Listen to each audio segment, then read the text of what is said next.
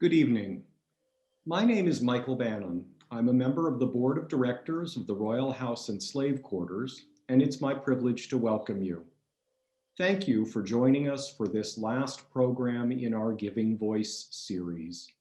This year, Giving Voice is sponsored in part by Medford's own Century Bank, which has helped us with general operating support and in our shift from on-site to virtual programming during the pandemic.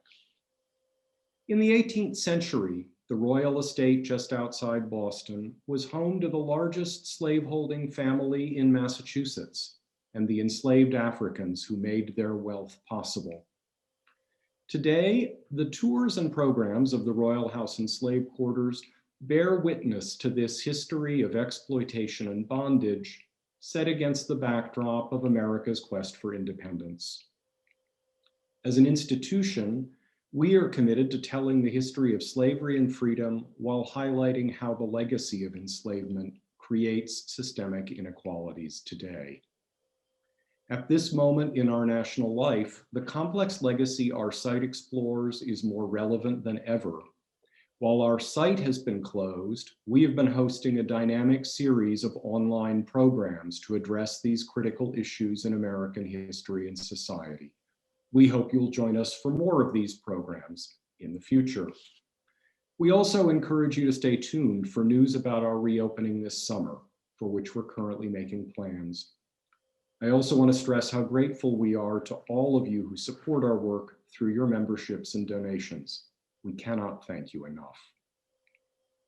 Our host this evening will be Kyera Singleton. Kyera joined the Royal House and Slave Quarters as Executive Director last year, and she brings to her work and conversation both the intellectual rigor of the trained historian and the passion of a true advocate for social justice. If you've not attended a program with her before, you're in for a treat. But before I turn it over to Kyera, it's my honor to introduce tonight's special guest. Eric Foner is by any measure one of this country's most distinguished historians.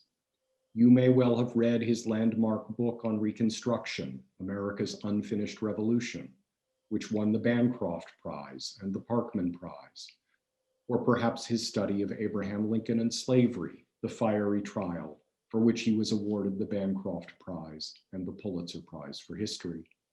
His other honors include election as president of all three of this country's major historical associations. He's a frequent commentator in leading media and actively engaged in helping shape major documentaries and museum exhibits. Professor Foner is now the DeWitt Clinton Professor Emeritus of History at Columbia University, where he was a legendary teacher. I personally had the good fortune to take his lecture course on the Civil War and Reconstruction, and it was a high point of my undergraduate education. Professor Foner is not just a great scholar, but a truly outstanding educator with a deep commitment to enhancing public understanding of American history and of its connection to our present. Professor Foner, thank you so much for joining us this evening. And now I'm pleased to turn it over to Kyera Singleton. Thank you so much, Michael, for that generous introduction. Dr. Foner, I am so excited to be in conversation with you today. Obviously, I've read most of your books. During prelims, I had to really sit with Reconstruction.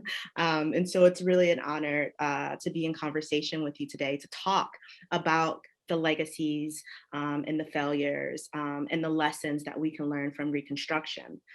So before we jump into the heart of the discussion, I'd like to start by asking you a question about how and why you gravitated towards the historical profession. You write that growing up, because of your family and their friend circles, you imbibed ideas about the American experience that were virtually unknown outside of Black and left-wing circles. For instance, slavery was the fundamental cause of the Civil War, and emancipation its greatest achievement. Reconstruction was a tragedy, not because it was attempted, but because it was failed. So who were some of the major visionaries, activists, and underdogs you believe shaped your approach in thinking about the American past? Well, first of all, let me just say I'm very happy to be there and take part in this conversation with you, Kyera. So thank you for inviting me. And I didn't know that Michael was a former student of mine. It was nice to see him and to, it's always nice to find a former student who actually got a job and seems to have been doing pretty well for himself. Anyway, um, I grew up in a family which I guess it can be described as sort of part of the old left. I grew up in the suburbs of New York City, Long Island. My parents were both had been radicalized during the Great Depression, like so many others of that generation, and part of that was a sort of different view of history than the mainstream consensus view, which was taught in schools and in colleges when I was in high school and college. Um, the notion that basically all the problems of American society had been solved, and that all that were needed were a few tweaks here and there, and that those who really criticized the society were cranks or just didn't fit in somehow, maybe psychologically a little bit maladjusted. So I don't want to go into all the historical literature of that era of the 50s, but the point is, in my just by osmosis over dinner table conversations, I learned about people like Thomas Paine, like Frederick Douglass. Now, I should say my father was a historian. My uncle Philip Foner was a historian. Philip Foner edited the 4 volumes of the writings of Frederick Douglass, published in the early 1950s, which put Frederick Douglass really on the map. I mean, it's hard to believe that he was not a significant figure in American history at that point. Today, he's considered one of the greatest of all Americans. But, so I heard about the role of labor movements, and particularly the Black struggle. I mean, this was considered absolutely the central thread of American history in my family. And, people like W.E.B. Du Bois was a friend of my parents. Paul Robeson was a friend of my parents. In that world, the issues relating to Black Americans were front and center, unlike in most of the society before the real advent of the Civil Rights Revolution. So, it wasn't destined, I don't think, that I was going to be a historian. My main interest when I was growing up was science, math, astronomy. I had a little telescope I used to put up on our lawn and at night and look up at the planets or the moon or something. But as I say, almost inadvertently, I did learn a lot of American history, which was quite different from what was being taught at school. Yeah, so so my friend and your student, Wes Alsanaut, he has asked me to ask you to tell us the quick story about having had to correct your grade school teacher's commission of Black history. This is I'm going to try to make this brief. My wife is fed up with this story. She's heard it too often. And in fact, this relates to my high school history teacher, Mrs. Bertha Berryman. Somehow I mentioned this story again fairly recently. My wife got so fed up. She said, I'm going to find out if Mrs. Berryman actually existed or not. She went to Ancestry, she dug up and she discovered it. She did. I didn't make this up, or at least Mrs. Bertha Berryman was there. She was, our high school yearbook somehow was online, and there she was. But anyway, in American history, she taught Reconstruction the way the mainstream scholars of that time saw it. It was the lowest point in the history of American democracy. It was a time of corruption, misgovernment. The Reconstruction Act of 1867, she said, which gave the right to vote to African Americans in the South for the first time, was the worst law in all of American history, said Mrs. Berryman. I was an annoying student, I'm sure. I raised my hand and I said, Mrs. Berryman, I don't agree with you. I think the Alien and Sedition Acts were worse. Mrs. Berryman didn't like that and didn't like being contradicted. She said, all right, look here, Eric, if you don't like the way I'm teaching, you come in tomorrow and you give a little lecture on Reconstruction, which I did with my father's help, to be sure. And based more on W.E.B. Du Bois's great book, Black Reconstruction in America. At the end of the class, Mrs. Berryman said, okay, class, you've heard me and you've heard Eric here. We're going to take a vote as to who's correct. An interesting way of judging historical interpretations. Who do you think won the vote? Mrs. Berryman in a landslide. Only one student voted along with my interpretation, my best friend, Neil Kleinman, who now is living in LA, and I speak to now and then. So maybe I subliminally vowed at that point to teach Mrs. Berryman a lesson by writing a big book on Reconstruction to prove that I was right and she was wrong. But anyway, that's that's the story Wes wanted me to tell. Okay. I think I should retire it for a while, frankly. I think I will. Well, I think it's a great story, and it will help us launch into talking about the history of Reconstruction and why it matters today. So, and Who Owns History, your semi-autobiographical book, you quoted James Baldwin's observation that history, as nearly no one seems to know, is not merely something to be read, and it does not refer merely or even principally to the past. On the contrary, the great force of history is literally present in all that we do. It is to history that we owe our frames of reference, our identities, and our aspirations. So I want to ask you for your perspective as the nation's preeminent historian on the Reconstruction era. Why is it important for everyone, teachers, parents, kids, policymakers, historians, to understand how the Reconstruction period frames our historical experience and identities as Americans? Yeah, well, there are many reasons. I mean, I have spent most of my academic career focusing on Reconstruction. I've written quite a number of books. I curated a prize-winning museum exhibition about it. I was the main advisor to Professor Henry Louis Gates at Harvard for his TV series on Reconstruction a couple of years ago on PBS. Why is it important? Because so many of the issues that are confronting us today in our society are Reconstruction issues. Who should be a citizen of the United States? It was the number one question of Reconstruction. What was going to be the status of the former slaves in terms of citizenship? And it's being fought out today, every day on our southern border. Who should have the right to vote? I don't need to tell you that is up for grabs right now and being bitterly contested in many states, and the effort to restrict or suppress the right to vote is moving forward in many places, but that's another Reconstruction issue. The Constitution was amended in Reconstruction to try to guarantee the rights of African-American men at that time only to vote, and it's still being contested 150 years later. What about domestic terrorism? We had that in Reconstruction, the Ku Klux Klan, the Knights of the White Camellia, the White League. Reconstruction poses the question, how do you deal with violent terrorism that seeks to overturn elected governments? And Reconstruction is also important because it's a very good example of what we call the politics of history. That is to say, how historical interpretation reflects and shapes the moment the historian is actually living in. It's not just an academic exercise.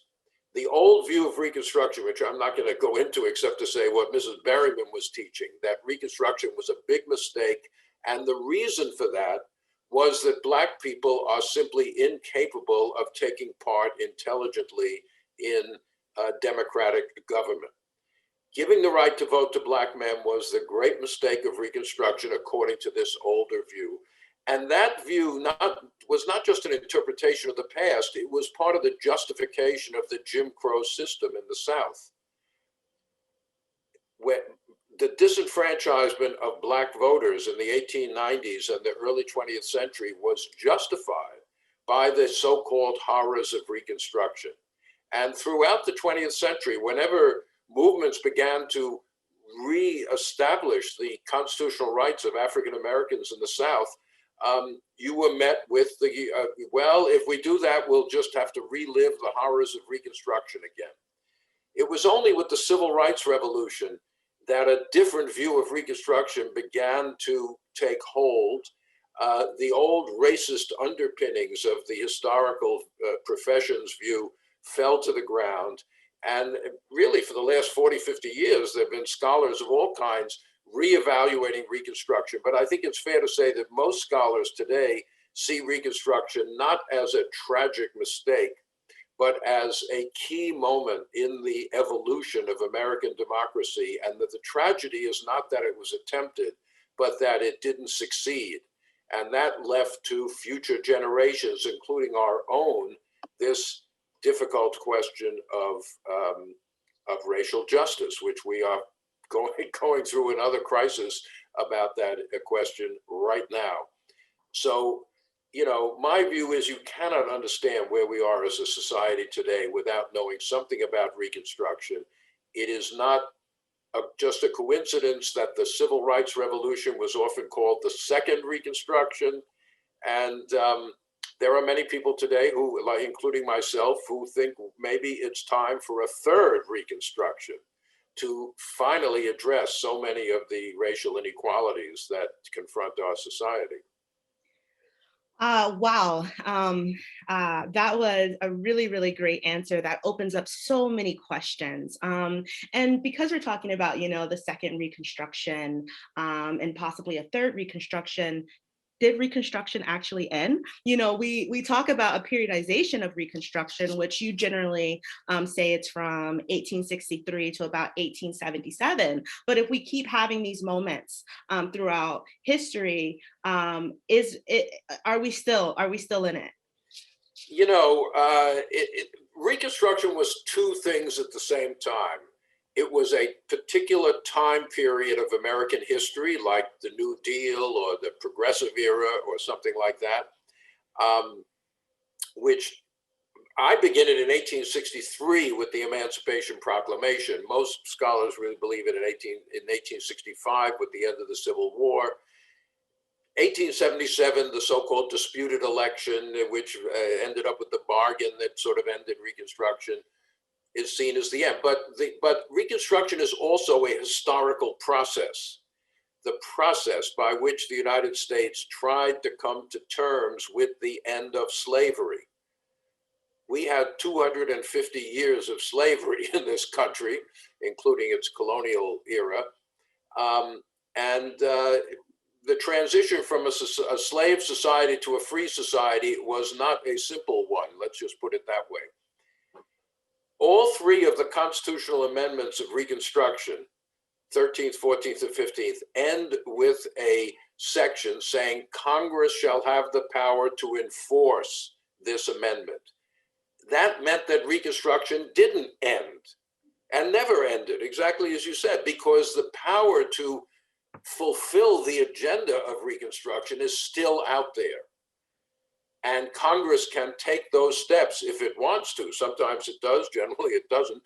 But, you know, so you're right, Reconstruction is still with us in a sense. It's always an open-ended question.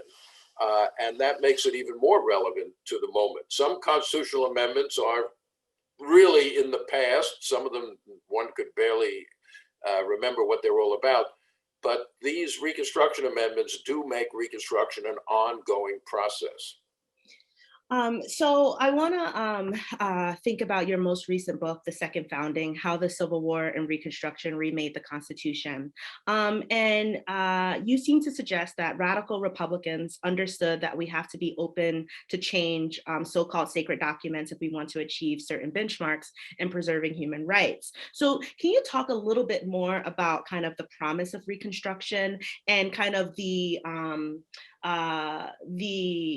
good parts of Reconstruction? Because I think as you said earlier, it's often talked about as kind of like one of these terrible parts of American history, but it is actually a moment of progress for many Black Americans. So can you talk about those promises and then how someone like Andrew Johnson kind of thwarts the process of Reconstruction? Well, you know, the fundamental question of Reconstruction was, what is going to be the status of the 4 million men, women, and children who were liberated from slavery because of the Civil War? Are they going to have the same rights as white Americans? Are they going to have political rights, civil rights, economic opportunity? And there was no one answer to that question. Andrew Johnson, the president who succeeded Lincoln, of course, after Lincoln's assassination, was a white supremacist from the South who was loyal to the Union, but had no interest in the rights of former slaves. And even, over the summer of 1865, he set Reconstruction off on very much the wrong course. He established governments in the South completely controlled by white people, with blacks having virtually no rights at all. He returned to the owners land that had been distributed to former slaves. General Sherman in January 1865 had distributed land to many thousands of black families in South Carolina and Georgia, 40 acres of land. This is where the phrase, the 40 acres and a mule, comes from, Sherman's order. And Johnson sort of overruled that and ordered that the land be returned to the former owners. But a different vision was out there also, the radical Republican vision and even the mainstream Republican vision of a society that had moved beyond racial inequality. This was now the opportunity to purge American politics and life of the tyranny of racial inequality and to really put the concept of equality into the fundamental documents. The word equality wasn't in the Constitution until the 14th Amendment. And these amendments, which are only part of the story, obviously, but very, very crucial, they're an important lasting legacy of Reconstruction. The 13th abolished slavery irrevocably throughout the whole country. The 14th did many, many things. We can talk more about it later if you want. But from my point of view right now, it established birthright citizenship. Everybody born in the United States, African Americans included, is a citizen automatically, according to the 14th Amendment. And all those citizens are to enjoy the equal protection of the law. The first time this concept of equality among citizens was put into our fundamental Constitution. And then the 15th Amendment barred the states from denying to anyone the right to vote because of race, enfranchising hundreds of thousands of black men at that time. And there followed this period called Radical Reconstruction, which had many, many accomplishments. The first accomplishment was simply creating an actual democracy in this country. My estimate is that 1,500 to 2,000 African-American men served in some public office in the Reconstruction South. Black people voted for the first time in large numbers. I mean, this is what we had, a democracy before the Civil War, but it was a white democracy, a white male democracy. And now, unfortunately, their radicalism did not go to the extent of enfranchising women, but certainly for men, it became an interracial democracy, and laws were passed to guarantee the basic civil rights of the black people, and access to public accommodations and protection against violence and things like that. And at the state level, the first public school systems in the South were established. They didn't have public school systems for white people in the South before the Civil War. I mean, state-funded public education. Now you had that. The first black colleges are created in the South, efforts to revitalize the Southern economy, things like that. So now there was, the great problem was violence, terrorism, counter-revolution, whatever you want to call it. And the second great problem was eventually a kind of withdrawal or loss of commitment on the part of Northerners, even the Republicans who had saved the Union and emancipated the slaves, began to retreat, and that opened the door to further violence in the South until eventually the Reconstruction governments were pretty much overthrown, and white supremacist governments were by 1877 were in place in the South in all the ex-Confederate states. That's a very nutshell, but my point is Reconstruction did have, but the other point I want to make is this is a time of the building of a black community. The black church becomes a giant, it had existed before the Civil War, but now it becomes a giant institution throughout the South.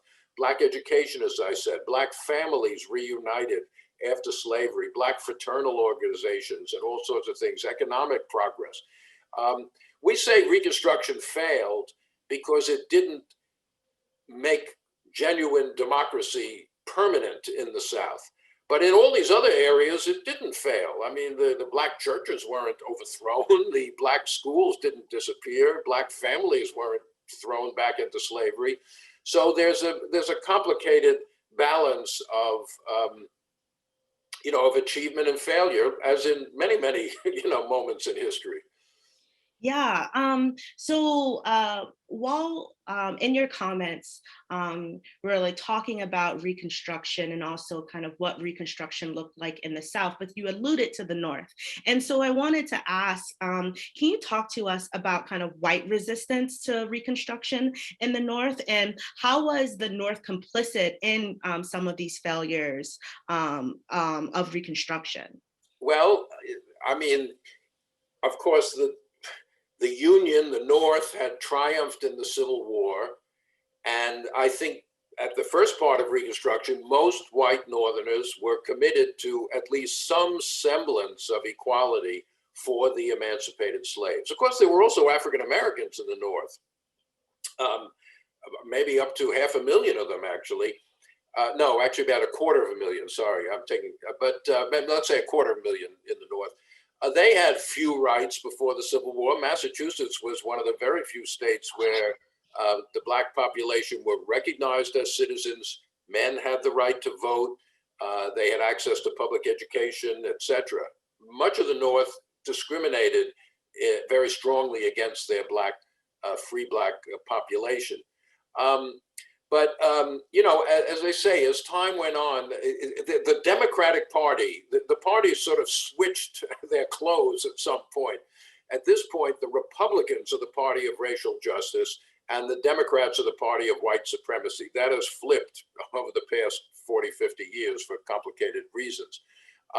So the Democratic Party in the North was hostile to Reconstruction, supported Andrew Johnson, strongly opposed any rights basically for black people until the 1870s, when they finally had to admit that some of this was going to be permanent.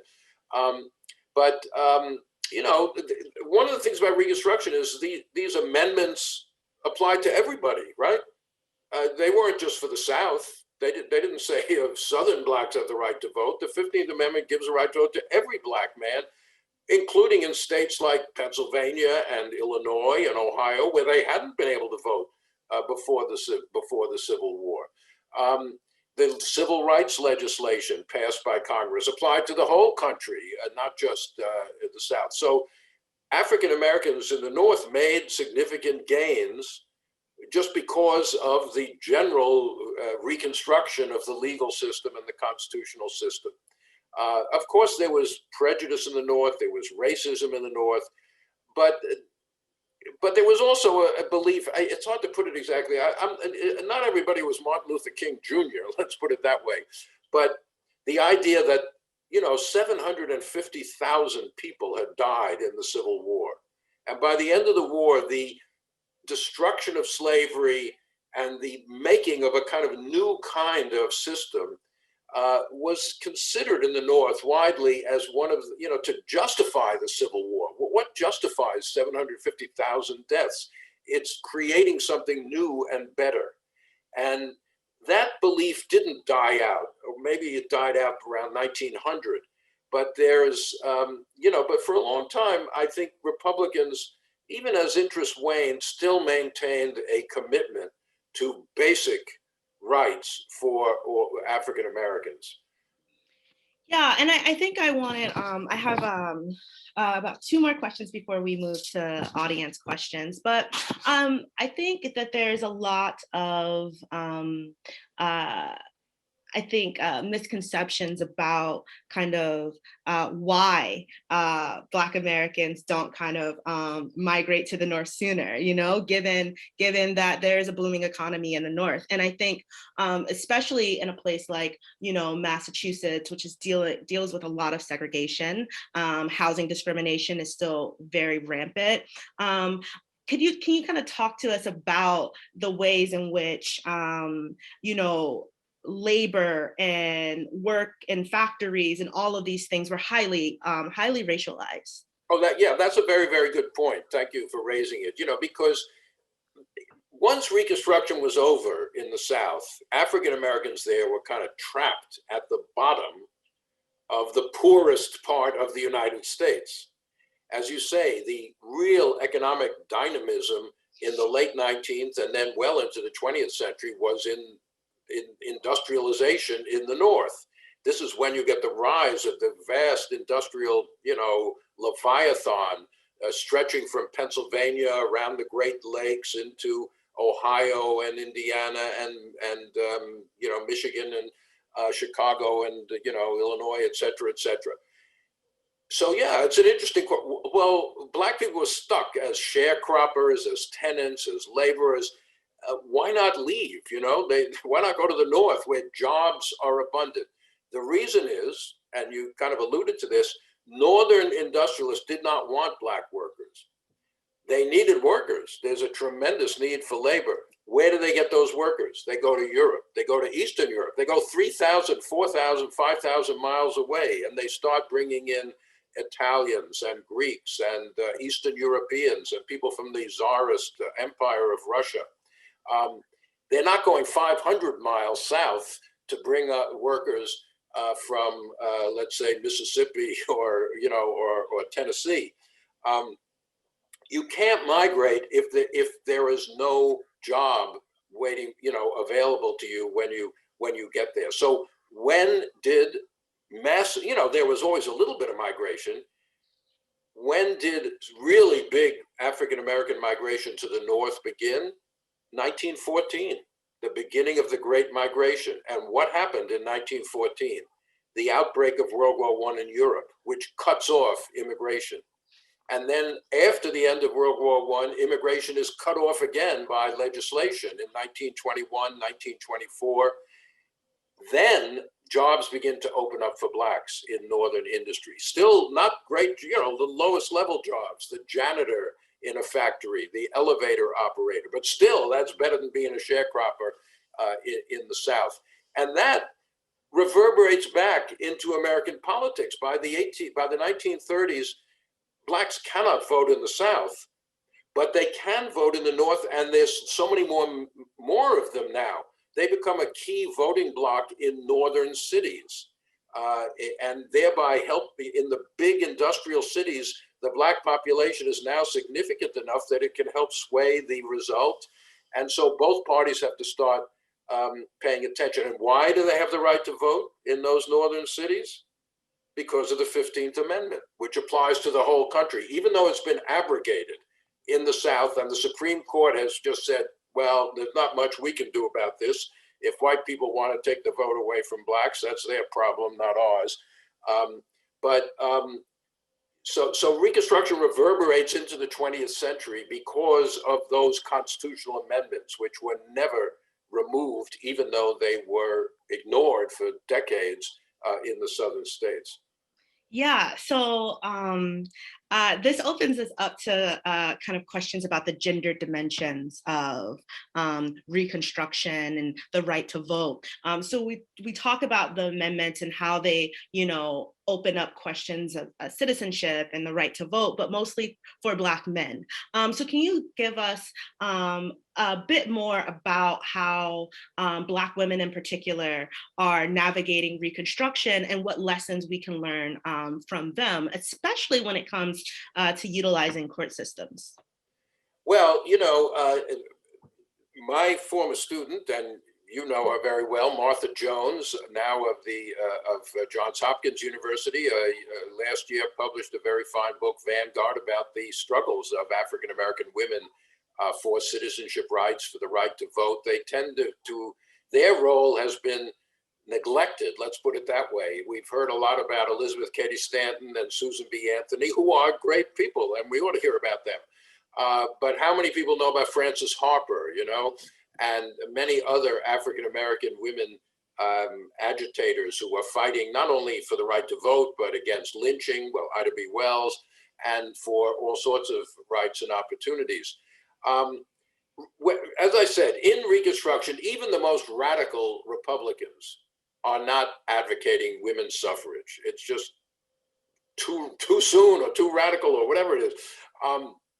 So the 15th Amendment which, as I said, says that no state can deny to any male, no state, sorry, take that back. No state can deny a citizen the right to vote because of race. But the women's rights movement, black and white, was quite annoyed at this because it left open the possibility of denying the right to vote because of sex, right? There's no bar, there's a bar to racial disfranchisement, but not disfranchisement on the basis of sex. The argument was, well, this is the Negro's hour. That's what they said. This is the Negro being the black man. This is the time when black male suffrage can get into the Constitution, and women's suffrage is not popular enough to get 3/4 of the states to ratify an amendment giving women the right to vote. Some women, I mean, the women's rights movement split. There were plenty of black women who said, well, look, black men need the right to vote. Women should have the right to vote, but we can't miss this opportunity to give black men the right to vote. So at least they'll be standing on the same basis as white men in the society. They'll in the body politic, they'll have an equal stance with white men. They're not with women, will not enjoy that, but it'll be good for the black community to have that. There were others who said, no, the principle at stake here is equality. How can we, deny half the population access to the right to vote? Stanton said, the constitutional door is open right now. It doesn't open very often. If it closes without including women, 50 years will pass. 50 years will pass before it's open again. And that's exactly what it was. 1870, 15th Amendment, 1920, 19th Amendment. And when the 19th Amendment was ratified, the whole debate had shifted. Instead of saying it's the Negro's hour, which it said during Reconstruction, now it was the white woman's hour. Because to get this 19th Amendment ratified, the suffrage movement, at least the white suffrage movement, made it clear that the disfranchisement of black people in the South would continue. Black women would not actually get the right to vote in the South because the Southern states had all these other mechanisms of literacy tests and poll taxes and grandfather clauses and all sorts of other things, which kept African Americans from voting. It kept African American men from voting. Now it would keep African American women from voting. So the only reason that the only way that the 19th Amendment got passed was by being ratified by some Southern states who assumed it wouldn't actually apply to black women anyway, even though there's nothing, 19th Amendment doesn't say this doesn't apply to black women, but given the disenfranchisement process in the South. So it's a complicated story, but it certainly underscores the point that gender dynamics are very important in thinking about the long aftermath of slavery. Yeah. So in terms of thinking about the long aftermath and the afterlives of slavery, I think this is a good transition to January 6th, and thinking about a day after Georgia elects its first Black senator, and after Black women are largely responsible for doing a lot of on the ground work to kind of flip Georgia, we have a ton of white citizens storming the Capitol to try to delay the certification of the election. Can you talk to us about why seeing all of those images of Confederate flags and kind of the mob violence helps us, how history and Reconstruction helps us contextualize this moment? And then we'll transition. Yeah, well, that's a great question, because I remember that day very well. First of all, yeah, we woke up with the news that not only a Black man, but a Jewish man had also been elected to the Senate. Yes. In Georgia. And anyone who knows the history of Georgia must realize that's an amazing transformation in that state. Anti-Semitism and racism go way back in Georgia. So to have that election, it suggested we were, that a major change had taken place. But then a few hours later, we have this insurrection riot, whatever you want to call it, storming of the Capitol. I was watching this on TV, like many people, sitting in my living room, and I began to get annoyed at the TV commentators because they kept saying, well, this has never happened before. This is unprecedented. This is not who we are. I started yelling at the TV. No, this is who we are, or at least it's how some of us are. Some of us are the people who actually elected the senators. Some of us are the inheritors of the Klan and the White League and others in Reconstruction. This is not the first time that armed white supremacists stormed government buildings to try to overturn a democratic election. The White League tried that in New Orleans in 1874, the Battle of Liberty Place. In Wilmington, North Carolina in 1898, they succeeded. You had a biracial elected government in Wilmington, and a white mob just sort of stormed the city hall at gunpoint, forced the members of the city council and the mayor to resign. It was like a coup d'etat. They took over the government of Wilmington. We had the Colfax Massacre back in Louisiana, 1873, where armed whites with a cannon, assaulted the local, I don't know, the parish, they call the counties parishes down there, but wherever the government of the parish was sort of sitting, and massacred a whole bunch of black militiamen who were defending the site of the elected government in Colfax, Louisiana. So we have had this before, and it's a strand of the American experience. It's not the whole American experience, but we should not forget it. It's there, and it's not enough to just say, well, this is not who we are. It is who we are, in part, not 100%, but in part. And Reconstruction and the overthrow of Reconstruction speaks directly to the events of January 6th. Yeah, okay. Well, thank you so much, Dr. Foner. I am going to transition to audience questions because we have a lot of them and some very, very good ones.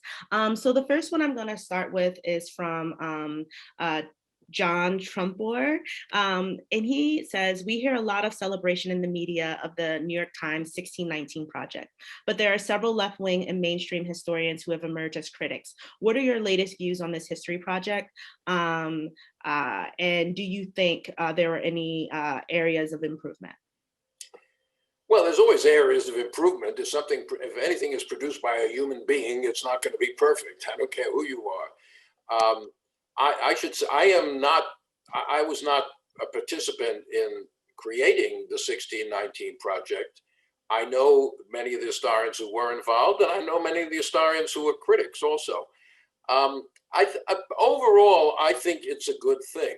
I think it is trying to bring to a large audience the results of up-to-date scholarship. New, recent scholarship. Now, I don't expect you, a man and woman in the street, to know what the most recent trends in historical scholarship in the universities are. But certainly over the past decade, 2 decades, there's been a lot of work on the impact of slavery on American life, the long-lasting impact of slavery and race later, of Jim Crow, how the heritage of racial inequality affects things like housing patterns, like healthcare. We saw that, of course, in the pandemic, and they're trying to make us think about the long legacy of racial inequality. And what's surprising is that much of the criticism is actually directed to the foreword or the preface to this. There was a whole issue of the Times Magazine with many articles. Most of the articles are by historians. Many of them are academic articles. But all the attention is to a couple of sentences in the preface by the African-American woman reporter who kind of conceived the whole project. And some of the things she said, were overstated or too extreme. The American Revolution was motivated by a desire to maintain slavery. Well, that's probably too strong to put it that way. Black people fought completely alone for their rights. No, that's not really right. There are a lot of white people who fought with them in American history. But overall, once you get past that couple of sentences there, you're into the body of the thing, the academic articles. I think it's good that people have an opportunity to be exposed to the fruits of current scholarship. There was nothing in there that surprised people like me who have been teaching this stuff and reading it and just try to keep up with what's going on. So, yeah, can it be improved? Yes. But I wouldn't throw it out, throw the baby out with the bathwater, as they say. I agree. I think that it is a great work of public scholarship that gives people the opportunity to engage very thoughtfully with this history. Speaking of engaging thoughtfully with history and lessons of Reconstruction, we have a question about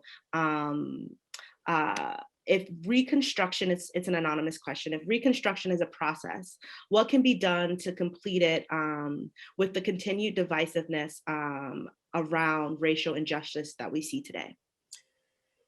Yeah, I'm not a I'm not a legislator. I can't tell you what laws are needed to address these problems. I think the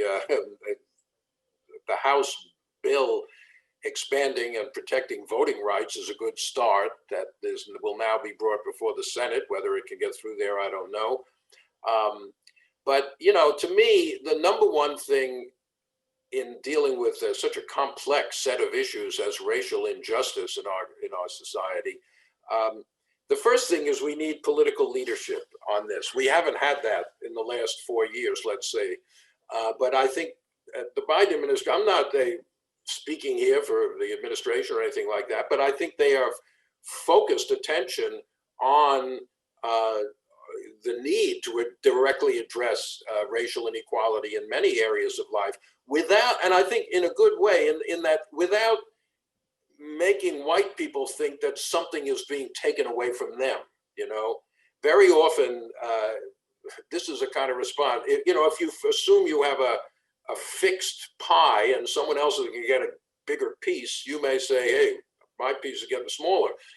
However, if the pie is expanding, which I think it is now because of the pandemic coming, we hope soon, to an end, then there'll be more opportunity for all sorts of people to benefit, but particularly to focus on this question of inequality. But whether it's the health system, the criminal justice system, the housing situation in the country, employment, I mean, you name it, labor rights, they're all complicated questions. It needs political leadership. It needs leadership in Congress. It needs leadership from the president. There hasn't been enough leadership. Even President Obama, I think if you read his memoir, you see his election was an amazing symbol of change in the United States, and yet he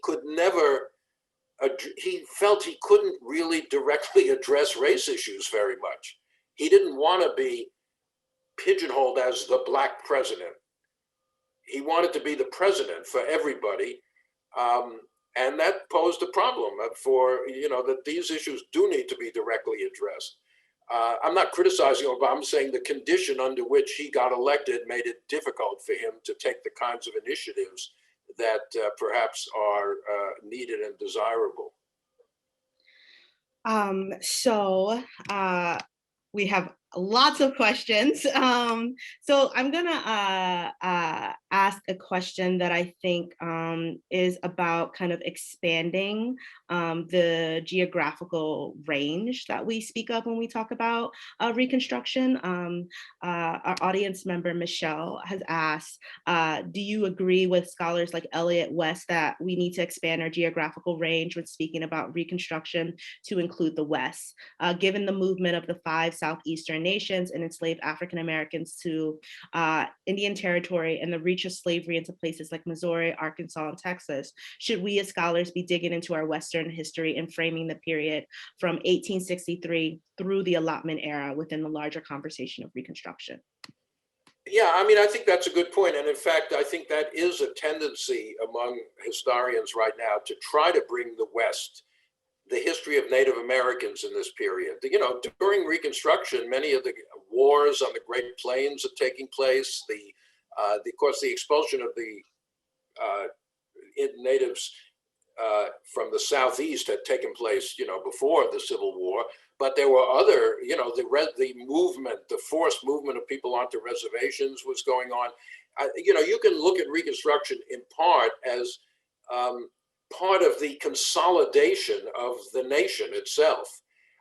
That's why you have birthright citizenship. There's now one definition of who's a citizen. Before the Civil War, you could be a citizen in one state and you go to another state and you're not a citizen anymore.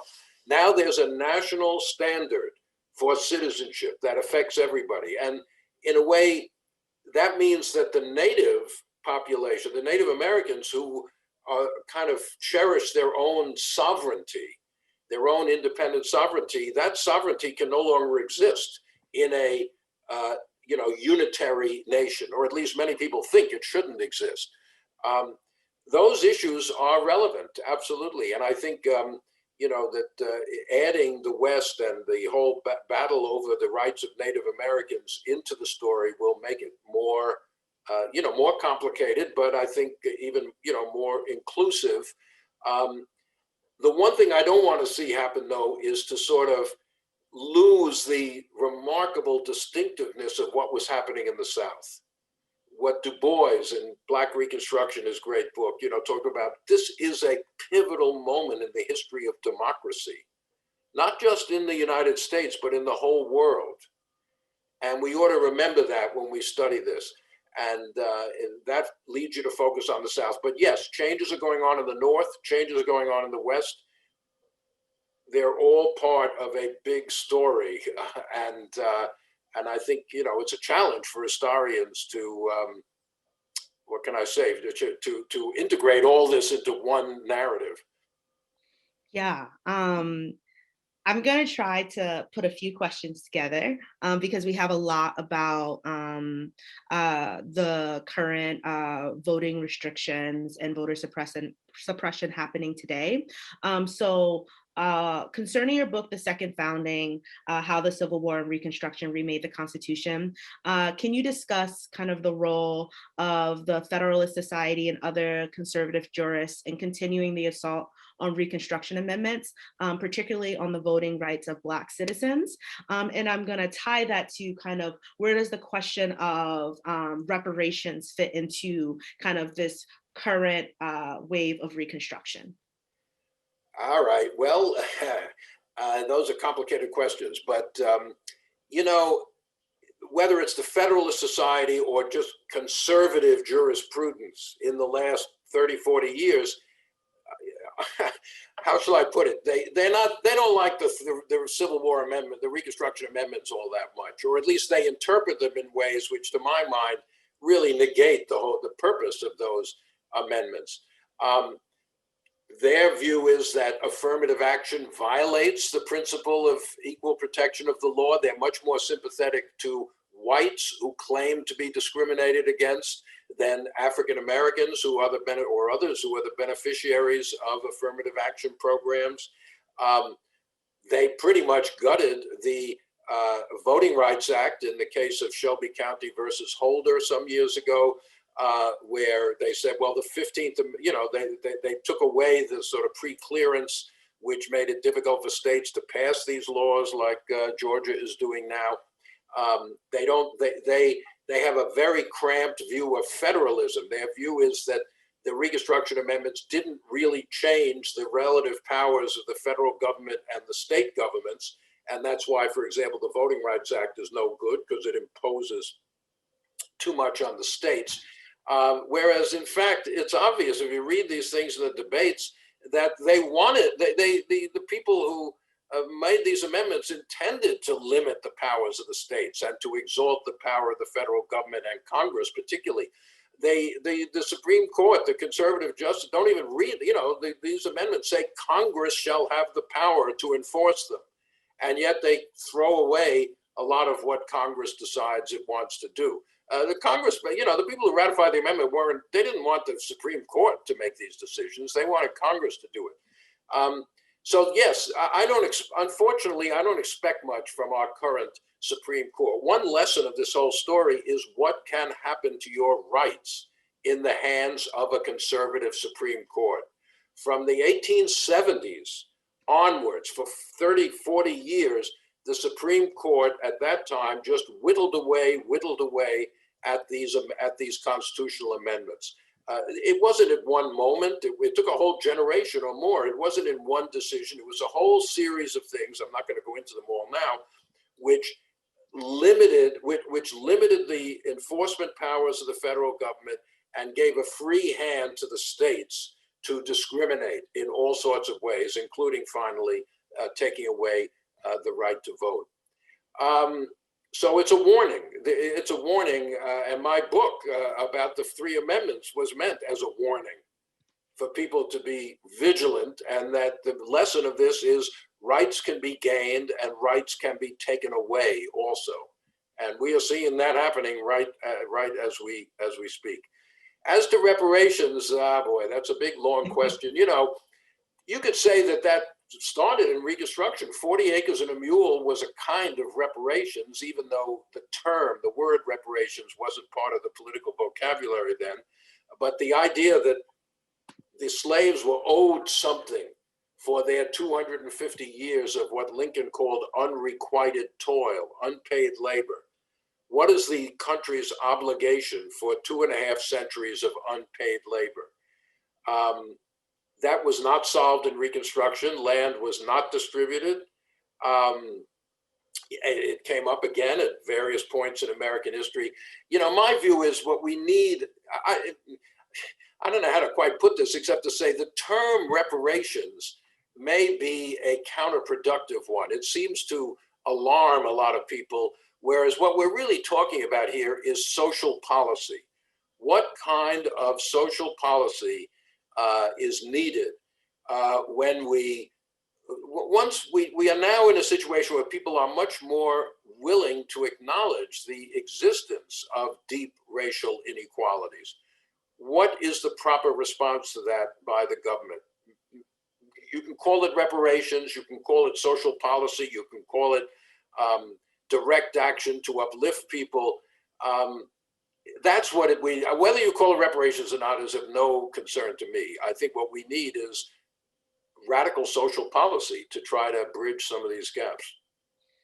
Okay, well, thank you so much, Dr. Foner, for giving us so much to think about, thinking about Reconstruction as a historical process, one that is ongoing today. I want to kind of wrap up very quickly with ask you to give us one last thought about the movement that we have seen across the country for people to get rid of Confederate monuments and memorials. And yeah, well, I'm all in favor of that. There should not be Confederate monuments and memorials in this country. You go to Germany, I don't think you see too many statues of Goering and Hitler around, or monuments to the SS.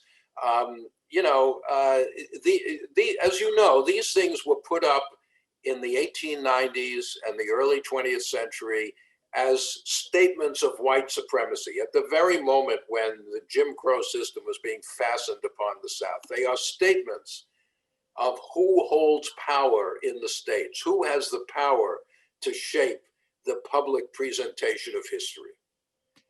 And you know, it's not like they're natural phenomenon. It's not like they're you know, giant sequoia trees out in California that shouldn't be cut down because they're a wonderful part of nature.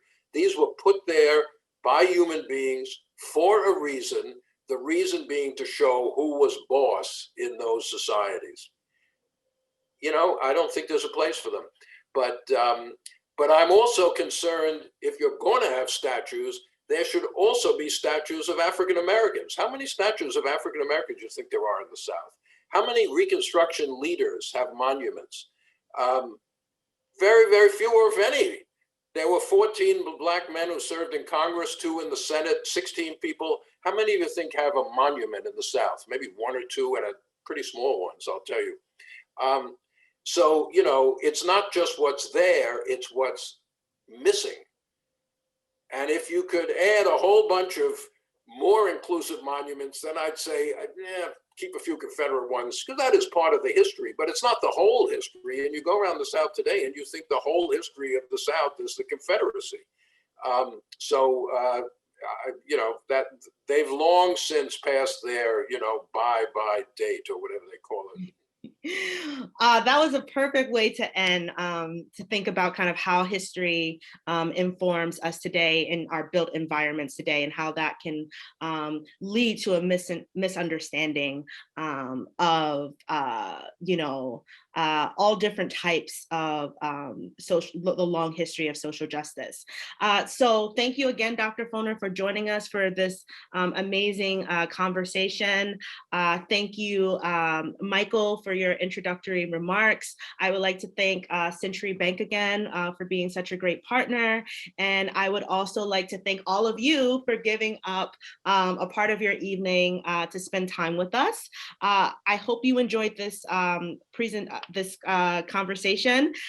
This is the end of our Giving Voice series for this year, but we have more programs coming up. I want to announce our program in conjunction with Harvard and the Legacy of Slavery Initiative on racial inequity and housing instability in Boston, past, present, and future.